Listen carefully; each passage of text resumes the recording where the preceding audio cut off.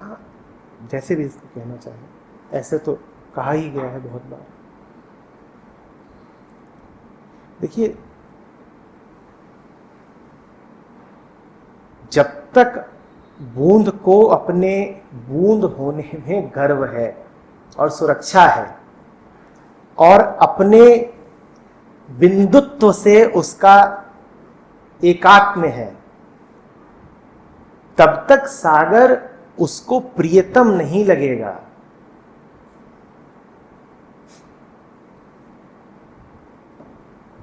सागर उसको परेशानी ही लगेगा।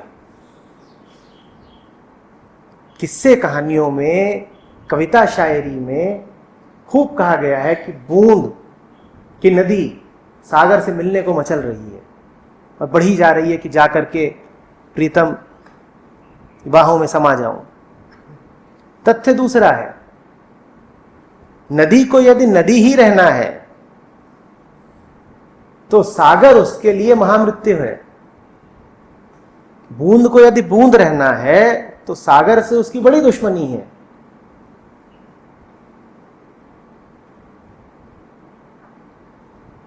बूंद को पहले यह दिखाई देना चाहिए कि रखा क्या है इस छुटपन में,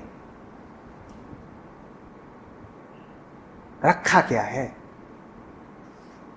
और बूंद को पहले अपने जीवन को देख के ही समझ में आना चाहिए कि कितनी तत्पर है वो किसी और बूंद से मिल जाने के लिए।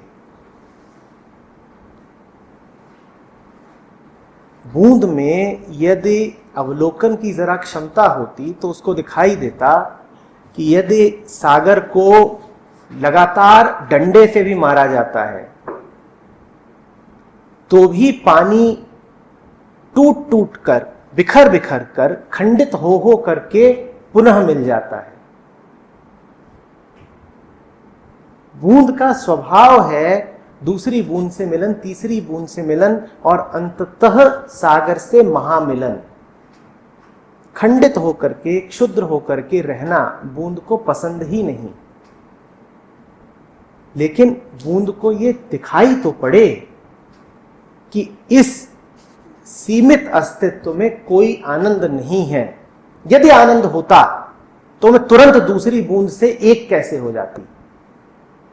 यदि आनंद होता तो ऐसे कैसे मिल जाती मैं किसी अन्य जल राशि से कि मेरे होने का जरा पता ही न चलता।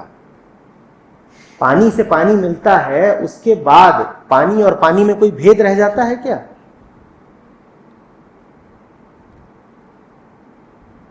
उसके लिए बूंद को कुछ करना नहीं होगा।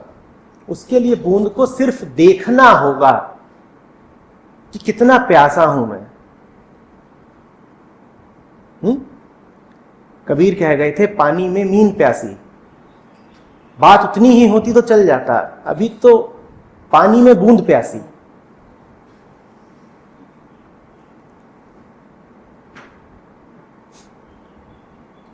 ऐसा अत्याचार मचा हुआ है कि पानी में बूंद प्यासी है। कबीर को हंसी आती थी, हमें खांसी आएगी।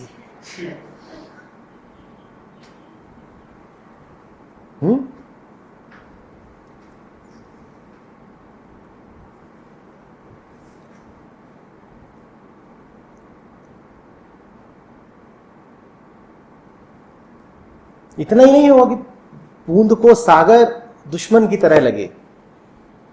बूंद सागर के होने पर भी सवाल खड़ा कर सकती है।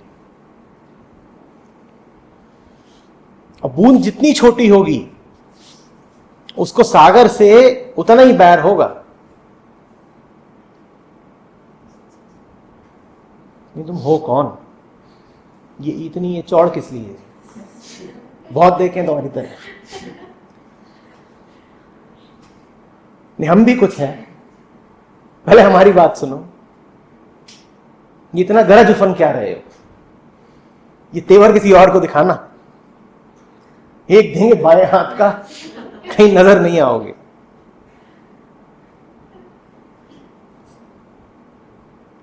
हम डरने वालों में से नहीं है, लहरें दूर रखो।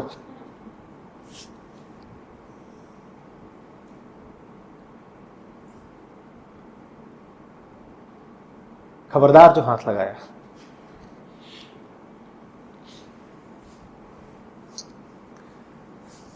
छू मत देना। अब छू दिया अगर सागर ने समुद्र को, तो होना क्या है? समुद्र ही बन जाएगी। बड़ा आवश्यक है कि कहे कि छूना मत, छूना मत।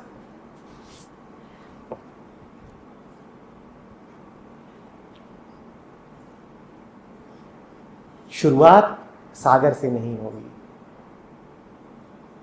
कवियों के लिए शुरुआत सागर से होती है। वो दूर से देखते हैं, कहते हैं वो रही नदी की बूंद, जो भी, और वो रहा सागर, और ये जा रही है प्रेमिका बौराई और मिलना है प्रेमी से ना।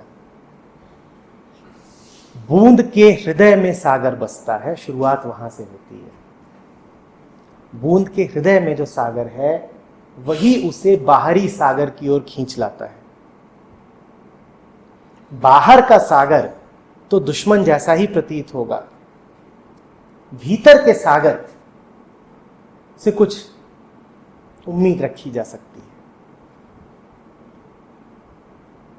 बूंद का हृदय और सागर का हृदय एक है।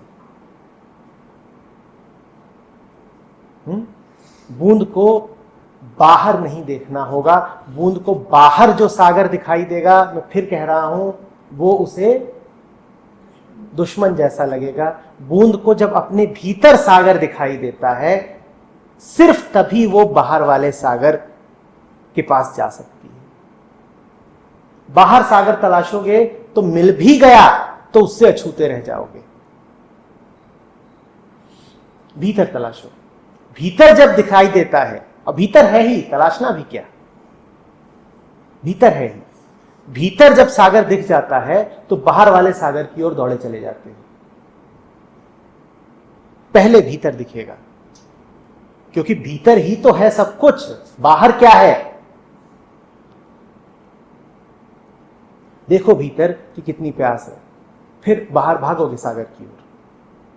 देखो भीतर कि कितनी लालसा है मिलने की, विलय की, फिर भागोगे सागर की ओर।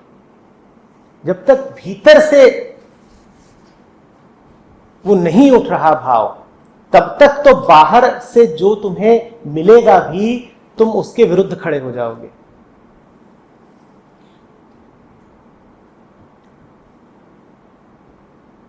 मेरे पास कुछ वो लोग आते हैं जिन्हें मैं बड़ी आसानी से उपलब्ध हो गया।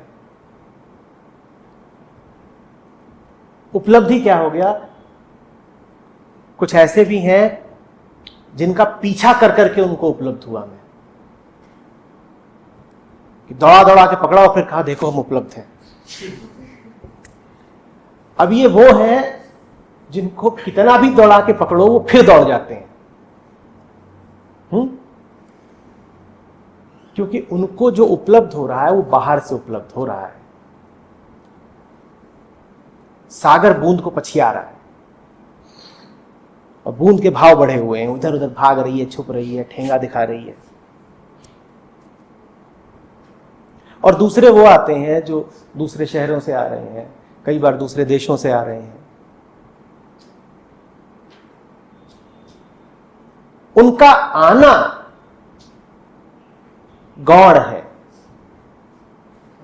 उनको उपलब्धि पहले ही हो गई थी, भीतर सागर उनको पहले ही मिल गया था। अब वो बाहर वाले सागर की ओर आ रहे हैं। उनके आने में एक दूसरी गुणवत्ता रहती है, उनके आने की बात दूसरी है। वो नहीं रोज यहां खड़े हो सकते, लेकिन जो उनसे मुलाकात होती है उसकी बात और होती है।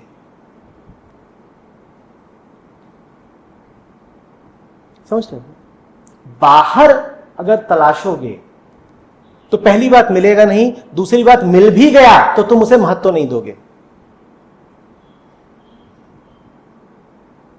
भीतर जाओ, भीतर यही पाओगे कि तुम्हारे पास दोनों है, सागर भी और प्यास भी।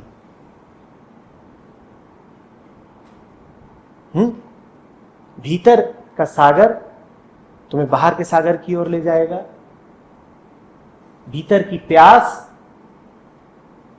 तुम्हें सागर से मिलने को मजबूर कर देगी।